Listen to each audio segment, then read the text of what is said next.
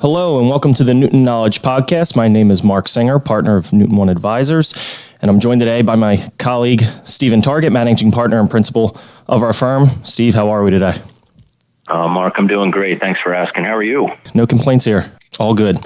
So the Newton Knowledge Podcast will prove meaningful content to our valued advisor community and clients who are interested in learning more about sophisticated insurance-related topics, focusing on estate planning and executive benefits.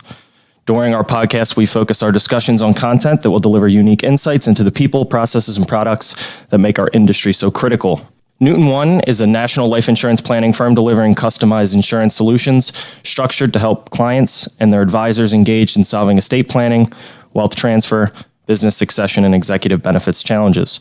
We are a member of the M Financial Group, offering our clients access to the nation's most prestigious insurance carriers, along with innovative products available only through our network. Today, we have the privilege in speaking with Rick Jaye, Managing Director at Business Transition Advisors, or BTA. BTA specializes in the design and implementation of employee stock ownership plans, or ESOPs. The firm has over 100 years of combined team experience and so has worked with over 40,000 employees, 1,200 stockholders, and $6.1 billion in market value. Rick is responsible for expanding BTA's ESOP investment banking presence and opportunities with the U.S. Prior to BTA, Rick was the nation's Director of Sales and Marketing for Southwest Financial Group, which is the leading third-party group benefits designs, consulting, and administrator. He has a very successful career with a variety of other companies following his graduation from UC San Diego. He has spent most of his life in warm weather states such as Florida and California.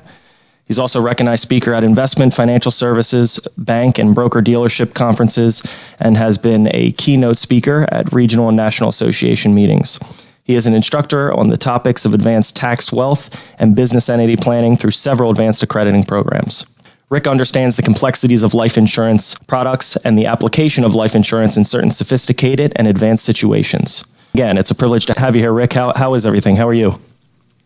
It's not as warm here in Florida as it should be, but I'm doing fine, and I appreciate the opportunity today. Great. Steve, take it away. Yeah, super. Thanks, Rick. Thanks for being with us. I'm really looking forward to today's conversation. I think one of the reasons I'm looking forward to it is, many that are listening may not initially be able to draw the correlation between life insurance and ESOP plans. And I think you have a unique understanding of our side of the business, I'll say, in the life insurance space. So I think this will help a lot of folks kind of bring these two topics together, these two planning opportunities. And certainly with your experience, there's going to be a lot of education presented to our community. So thanks for being with us. And without further ado, why don't we get right into it? I'm going to start with kind of a softball question, but not knowing where everyone's understanding about ESOPs is. Let's start with maybe the most basic of topics, which is explain what an ESOP is in the most simple terms. Steve, it's a great way to start. So, and I think part of it is the confusion sometimes that people have in the industry, both business owners along with people that are, quote, experts in the wealth and insurance planning around the topic. ESOP stands for employee stock ownership plans, and the ownership is an important characteristic, which is different than you will hear about with ESOPs in the public community, the public business community or public company communities, which are employee stock option plans. So we're referencing employee stock ownership plans. And in its simple form, an ESOP is just a method for a business owner to sell their business to convert their business equity into cash that they can diversify. And you're ultimately selling it to the employees through an equity transfer. It's not too dissimilar to a management buyout, but the key difference with an ESOP is, what you'll learn as we continue to talk about this throughout the next half hour, is the characteristics, the tax benefits, the way it gets funded. In its simple form, an ESOP is a leveraged buyout. We borrow money against the cash flow of the company. It gets paid off by the tax savings that ultimately takes place when you're an ESOP, and you're ultimately giving the company or transferring the company ownership to the employees. And hopefully that ties into both the economic philosophy of the business owner along with the philosophical philosophy with the business owner. So in the right circumstances, this can be a win-win. You mentioned key characteristics. So let's dive in a little bit now. What are some of the key characteristics of an ESOP? The tax benefits are really what's, sort of the tail that wags the dog when it comes to ESOPs from a pure effective or efficiency of the use of capital. there's really a number of tax benefits, but the first and foremost, when an owner is looking for exit or liquidity planning, when they're looking at selling their business or a portion of their business, all other methodologies create a capital gains at best, sometimes ordinary income taxes to the selling shareholder or partners. An ESOP, one of the fundamental key tax benefits for the shareholder when they sell their stock structured correctly, the right corporate organization, they can elect something called a 1042. It's the IRS tax code, and it works very similar to a 1031 real estate exchange or a 1035 exchange in the life insurance world. What it allows the owner to do is it allows them to reinvest a portion of the proceeds from the stock sale or from the equity sale, and to postpone, and under current law, ultimately eliminate the capital gains tax that would be paid. So, depending on what state you're in, or in states like Florida and Tennessee, Delaware, North Dakota, Texas, and others with no state income tax, the benefit of an ESOP for the selling shareholder is they can postpone and eliminate that dilution that normally is being paid in the form of capital gains tax. And the other benefits are really what help the company to be successful and be competitive and to pay off the debt. Because as I said before, an ESOP is a leveraged buyout. We're basically borrowing money against the cash flow of the company. And so that debt has to be repaid. And how that debt gets repaid with an ESOP makes it very effective. The company either gets a dollar for dollar deduction for every dollar of stock that it's purchasing. So depending on whether it's a partial sale where you're selling a portion of your stock to the employees through the ESOP, the key is then the deduction that you get for that stock that's being purchased minimizes the ongoing tax obligations to finance that debt. Once the company is 100% employee owned through the ESOP trust, which is a qualified profit sharing plan or retirement defined contribution plan, once that stock is owned by that trust that is parsing out or allocating stock or releasing it to employees over time, the company has the ability and the right structure to becoming completely tax exempt. So there's only two legal ways that I'm aware of in the U.S. that you can be a for-profit company and be tax exempt. And that is to be a credit union competing in the banking industry, which is exempt from taxation, and then being an ESOP, a 100% ESOP-based company. And in that circumstance, it's still a for-profit company, but all of the profits and cash flow that it generates stays on the corporate balance sheet and is not diluted from the form of personal income taxes as it distributes a K-1 or corporate income taxes if it's a C Corp. So the byproduct is under the structure of an ESOP, 100% S corporation ESOPs ultimately become completely tax exempt.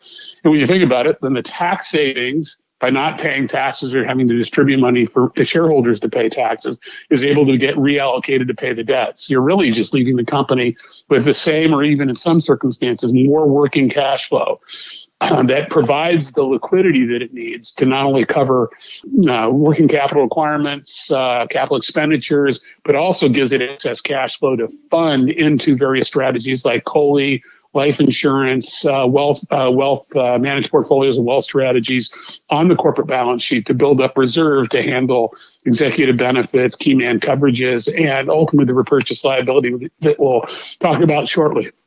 But those are the real key tax characteristics that make that an attractive strategy when you're looking at it over others. Well, they certainly sound like pretty attractive strategies and a lot of super reasons why companies may consider the transaction to become an ESOP. As all of us know, not every company is the right company for an ESOP. With your experience, are there certain companies or characteristics that you would say would lead a company to the consideration of an ESOP? And maybe, on the other side of that are there any, definite no's? You would right out of the gate say, an ESOP's just not going to be the right program for you. Yeah, that's really a fundamental and incredible question to be asking. It should be one every advisor asks every business owner when they're considering looking at some type of exit or liquidity planning or de-risking strategy when they're converting sort of their equity in the business and converting it to cash that can be diversified. I'll start off with where it really doesn't work effectively, and then we'll talk about where it does and what questions should be asked. It really doesn't work when an owner fundamentally just wants to get a check for the full value of their business and walk away and hop on a sailboat, move to Florida and play golf the rest of their life, and really doesn't care about what they leave behind and what ultimately happens to that company once they get their financial liquidity. And that oftentimes is where an M&A transaction comes into play. You hire a pure investment banker that shops the company, gets the highest price through a bidding transaction, whether it's through private equity as a financial buyer or a strategic buyer. The owner, fundamentally, when you want to check and you want to walk away and you really are done with the business and you've got no other family in the business, that's really where, in my mind, an ESOP is not something that even should be discussed or considered. The other point is an ESOP, since it's a leveraged buyout, if you think about it, the cash flow of the company has to be able to support the ability to buy the company within a reasonable period of time.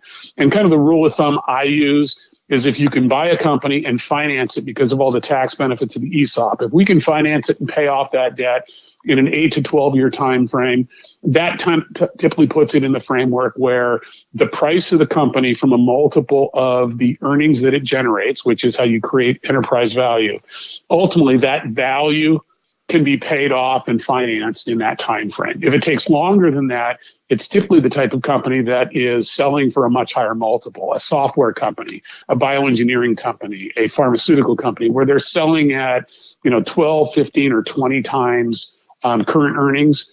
You could never afford to finance that type of acquisition. And those companies, again, even if the owner has the philosophy where an ESOP may make sense philosophically, it's not going to work financially because an ESOP's not going to be able to purchase the company at that kind of multiple and afford to finance it over any period of time. That would be something where we would suggest through Steve working with somebody like you, it's not an ESOP. They can look at selling it. We can hire an investment banking firm and we can support and help a client do that. But we would, before that takes place, help the client structure some type of executive benefit, phantom stock plan or stock option plan for their key management so that upon that type of liquidity event and sale, the owner's getting taken care of, getting what he wants, which is that very high multiple, but he's doing something to protect or reward their key management team in a financial way. So if the buyer comes in and then 12 months later, takes care of laying off or terminating or severing the top management team, they've got some significant economic reward that they've gotten that puts them in a position that, the owner has taken care of them and fulfilled his philosophical approach of what he wanted to do, which is to protect key people. That's really, in my mind, where ESOPs don't work. Now, where they do work, they work very well when you've got an owner, and this gets back to the fundamentals. We talk about the financial requirements. It has to be a company that generates cash flow, has consistent cash flow, sells or ultimately the value is somewhere between 5 to 8 times as a multiple of that of earnings or profits. The industry calls it EBITDA, earnings before interest, taxes, depreciation, and amortization. Businesses sell for a multiple of those. So construction companies, engineering firms, manufacturing firms, those that are sort of the foundations of America today, the mom and pop businesses, that can run anywhere from $10 million to $500 million in value, but owners that realize and believe the business has that kind of valuation, they fit the economic approach. Now it comes down to the philosophy. Where does an ESOP work? It's an owner fundamentally that loves the company, cares about the legacy, believes in the community and protecting and preserving the workforce within the sort of the geographical marketplace where they are, and cares about their customers and their employees. It's the kind of owner that when they walk through their manufacturing plant is referring to people by name, knows their kids, is invited to weddings and graduations and that sort of philosophical approach. That is a business owner fundamentally that really cares about the company. And in those circumstances, many of the owners don't want to walk away. The business is their family and they want to stick around. And an ESOP done the right way, structured the right way, all you're doing is converting their equity in the company to cash that they can redeploy and put other places, but they can still operate it, run it, act as the CEO, draw a salary, qualify for benefits, and in some circumstances qualify for participation inside the ESOP as an employee like everybody else, but the legacy of the business will continue. That's really when you look at an ESOP and when it fits the criteria of what an owner wants to do. I like the way you explain that. I mean, legacy planning is a lot of what we do at Newton One.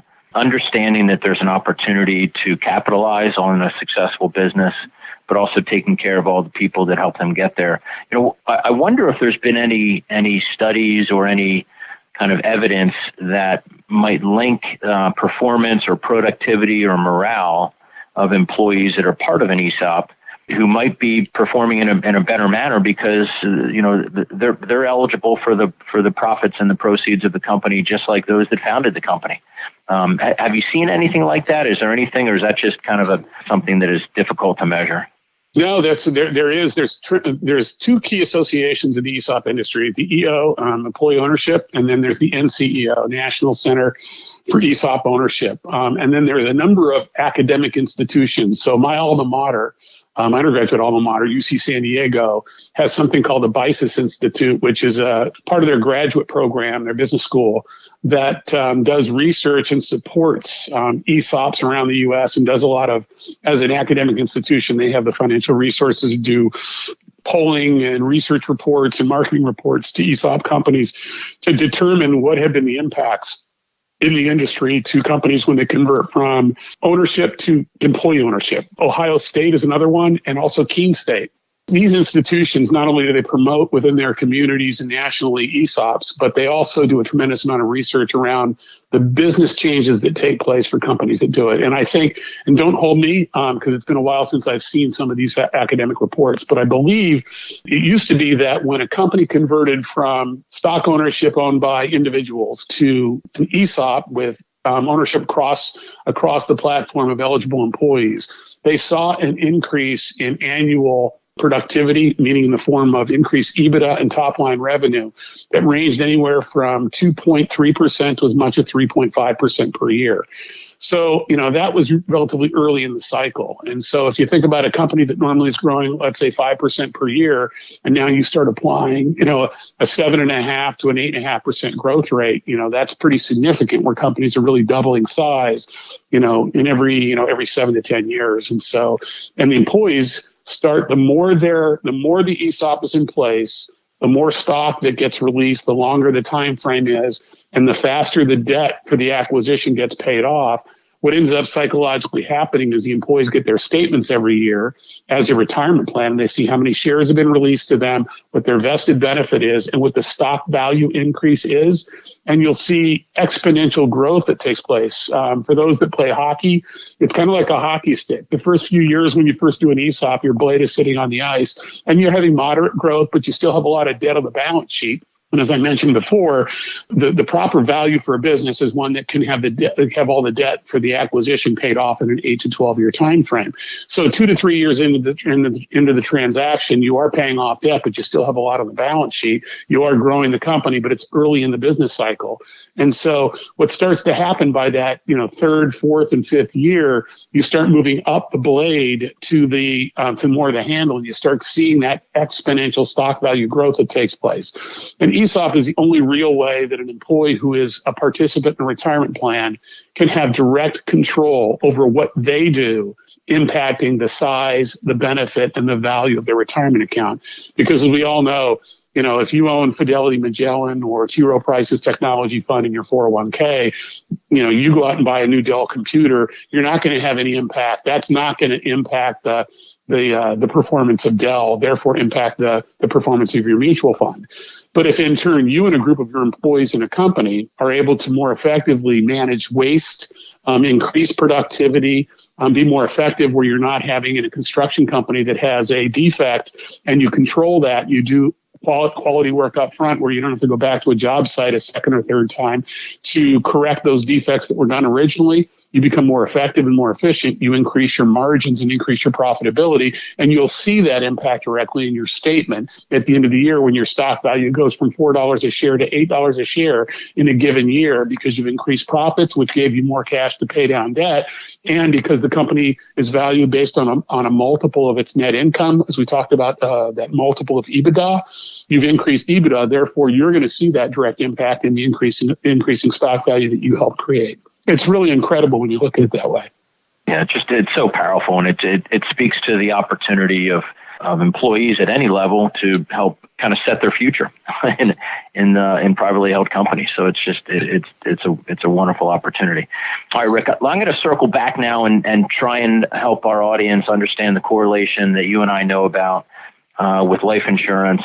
And I think maybe the place to start would be to ask you to do a little bit of an explanation of what ESOP repurchase obligation studies are, because that's where we've seen the most impactful application of life insurance. But what does that mean? What's a repurchase obligation study? Yeah, so the repurchase obligation, if you think about it, you've got privately held stock. The ESOP is a qualified profit sharing plan. And so the only asset typically in the ESOP trust itself, that retirement plan, is the underlying stock in a company that employees are granted. And that stock is released, and it can be over 20 years, 25 or 30 years. And so they build up that stock, they vest the benefit. And when they ultimately retire, die, get disabled, or trigger through either severance or termination, they're due the value of that stock. And so since it's privately held stock, we don't allow that stock to be taken out of the trust. It stays in the trust. And so if I'm entitled, as an example, for a benefit, I've worked for a company for 10 years and I'm owed $300,000 because that's my stock value. We don't give them the $300,000 in stock. The stock is repurchased, the idea of the repurchase liability. It is repurchased by the corporation or by the ESOP itself, so that the stock stays within the organization and the employee then gets their payout that they can turn around and take as a taxable retirement plan distribution, just like a 401k or an IRA distribution. Or they could roll it over into a 401k if they go to work for another employer, or they can roll it over to their IRA account and avoid paying current taxation on it. So the idea of the repurchase is one of the largest and most important characteristics of an ESOP, because as companies become more successful, profitable, pay off their debt, and more stock is released and companies grow, that repurchase obligation, that put obligation between the ESOP and the employee and the company becomes larger and larger. And so one of the things that we do, and not all companies in our industry that do what we do perform this service, and we don't know why, because we think it's that we and the client have a fiduciary obligation to understand this. When we do a transaction, extrapolate both the employee group. So we look at the actuarial census of the employees, carry that out over a projection of 20 years. We look at what the current value of the company is pre-transaction, and then we look at it post-transaction, model out the debt repayment, model out a projected growth rate of the company at a moderate rate over time to project, based on the age of the employees, a turnover rate, a death rate, a mortality, a morbidity rate for disability, a termination rate, along with a retirement rate. And that allows us to understand on a projected basis over 20 years what we think ultimately the obligations, that repurchase obligation, is going to be on a year-by-year basis. And so in understanding what that is, it allows the company and the board of directors of the company to understand how much money they should be setting aside on an annual basis and what those obligations are to buy the stock back from those employees in years by which you have requirements to repurchase their stock. And so in understanding what that obligation is actuarially and preparing for it on the front end protects the company on a long-term basis as far as the legacy for perpetuation of the company for multiple generations. Because unfortunately, in my career in this world, what I have seen far too many times is very successful companies do ESOPs. They do them. The owners want to do them for all the right reasons. They care about the company, but they want to get their fair market value out. And they deserve to because they took risk in building it. They want to diversify. They also want to protect the legacy of this business and reward key employees and long-term employees for helping the family that own the company to be successful, and they want to give back. The problem is if you don't take that repurchase funding and understand that obligation seriously, you don't set money aside and let that money compound and grow over time. As Albert Einstein was asked a question once, which was the most powerful force in the universe? It's compounding of interest. Well, he was only partially right. It's actually tax-free compounding of interest. And so the byproduct of putting money into instruments like life insurance, structured properly, compounding over time, allows you to meet your future purchase obligations with the reserves that you build up. And when you're using with a large organization and using corporate-owned life insurance, and you're doing it in a way that you're insuring a larger block of people, the unfortunate part of all of our lives is at some point we're going to die. And the point of using a large block of employees is there's going to be some premature deaths that take place, and you can turn their mortality into a profitable event that increases the underlying rate of return that you normally are getting just on the cash value growth of the policies over time. And that's why life insurance makes so much sense as part, if not all, of the funding requirements to looking at that repurchase obligation. The cash value growth that takes place on a normal IRR basis, in addition to the mortality gains that you get over periods of time on the block of business that you're purchasing. And that's just one of, in reality, 3 funding requirements that really take place in most ESOP transactions through the corporation. Rick, I think I'm going to go back to the legacy comment you made earlier, and the ESOP understanding that this liability is out there and there will be capital required in order to purchase the shares back at some point, and addressing that on an annual basis. And what we've seen in the market is traditionally the companies, the ESOPs, will start putting away capital, short, mid, and long-term investment structured assets. And we would call that the 3-leg stool, which is stable. It helps them offset some of the future obligations they may have. But by coming in with the death benefits, and I couldn't have said it any better, we're now utilizing death benefits that over time will pay out. And if the policies are structured appropriately, the rate of return, the internal return of the premiums against death benefit at normal life expectancy are very compelling. But what we know is that unfortunately and tragically, some folks may die prematurely, and so those rates of returns may be greater for those premature deaths. And for those that have lives that extend beyond traditional mortality, the returns are still very competitive. And what I want to note is when we jump into the life insurance space here, there are some clearly defined rules and regulations about who can be insured. And frankly, there's also a lot of regulations around making sure that those individuals who are insured have authorized the company to go out and buy insurance on them. So, this is not a backdoor writing a life insurance policy on someone. It's a very mathematical financial calculation that's done, full disclosure, and then acceptance by the employees, the executives that have the insurance written on their lives. And that's part of the art and the science of the insurance part of the business is understanding who can be insured, who should be insured, and then the appropriate premium structure so that the policies work efficiently. So that's our involvement there. I think that you understand it. You explained it really well.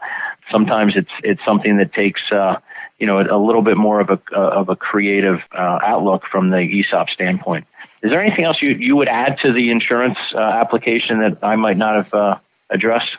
Yeah, I think that's, those are all very valid points, and it's important. What we find is, the idea of, well-designed, well-structured, very efficient use of quality insurance and quality insurance products that are really investment-driven provide tremendous opportunities for competing very favorably for let's say a managed portfolio, and are structured very cost effectively, which makes it very competitive from that standpoint. And especially today, when you've got interest rates as low as they are, people say, well, historically in the investment world, you'll have investment managers that talk about using bonds as the fixed asset, the stable asset within a portfolio.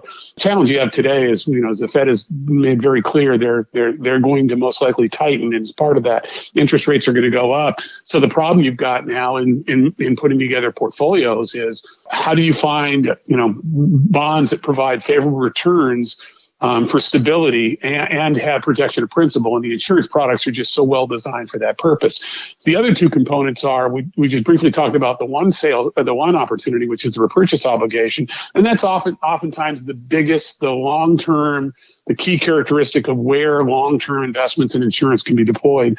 But on a short-term basis, you've got usually key man coverage. So in turn, especially when you're doing partial sales, if you and I are partners, Steve, and let's say, at my age, I'm much older than you and I want to retire and you're going to buy me out. We do it through an ESOP, which is an effective way of doing it because of the tax efficiency. The problem is I want to make sure that, God forbid, something happened to me, my family gets paid off. And so as you know, key man coverage can be deployed and put in place for that purpose. And the banks, oftentimes, when we're doing bank financing for a portion of the debt financing, the banks are going to mandate it. And you can use term insurance for that, but I've never been one to want to waste money. So when you start looking at people like you that are sophisticated in the wealth side and the management side and have experience in that world of how to design insurance, you can actually solve the key man coverage requirements for death benefit, while at the same time on an interim basis, while that death benefit risk is high, make sure that the policies are building up cash to get that normalized IRR. It's the way of looking at multiple solving multiple problems that we're trying to solve and using a common set of strategies that accomplish that objective. And then the same is true almost in every ESOP that we do.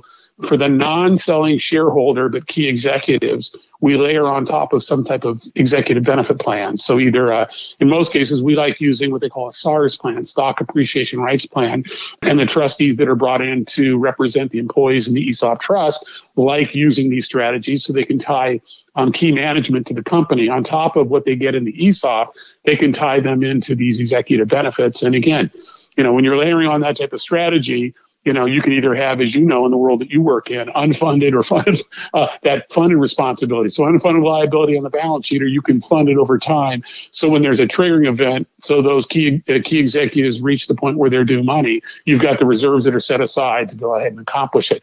Those three strategies on the corporate balance sheet are common strategies that are deployed. And oftentimes you're going to use one set of policies that will be able to be designed to meet all three of those objectives: the shorter term objectives for the key man, the midterm objectives for the executive benefits, and then the long term objectives for the repurchase liability, all solving multiple strategies, but using a common set of policies to accomplish the overall objectives. Does that make sense? Makes a lot of sense. It's the old Swiss Army knife conversation. Perfect. Rick, thanks for being with us today. I know we covered a lot of material. I'm just going to ask if there's anything else that you feel will be important or you'd like to share with our audience. Well, the only thing I would say is, there's been a lot of discussions and conversations through the end of last year talking about theoretical tax law changes that could either negatively or positively affect, the ESOP world. And, again, I'm not a political strategist.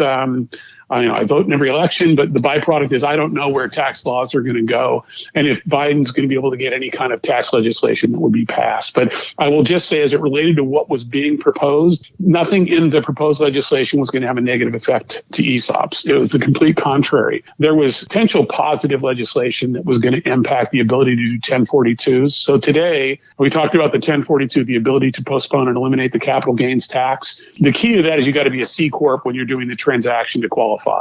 There was provisions that were in the potential Biden tax bill that would have allowed the 1042 for S corporations, which would have simplified the restructuring when you're doing ESOPs to provide equal weighting from a tax perspective to S corp ESOPs and C corporate ESOPs. So that would have been positive. The other thing that was positively affecting ESOPs, which is why most companies in this space had record years last year, anybody that was expecting or anticipating doing any kind of transaction wanted to get it done before the tax laws increased. Because one thing that ESOPs do very effectively, because of all their tax benefits, the ability to become corporately tax exempt, the ability for the owners to minimize and eliminate capital gains tax, the higher tax rates would become, the more emphasis and the more likely more business owners will be looking at an ESOP as an option, even if it doesn't fulfill every one of their qualitative and philosophical characteristics. When you look at money in, money out, what I get net of taxes ultimately, even though I've got to wait for all my money through an ESOP, the present value of that and the way the ESOP works would provide a much larger economic benefit because of the tax savings if tax rates would have gone up, which puts more emphasis on it if that does happen. So that would be the only thing I would add. I do appreciate the time today, and hopefully you guys found value in this. Absolutely. Thanks for being with us, Rick. Enjoy the day. Thank you so much. Thanks, Rick. Have a good one. All right, guys. Take care.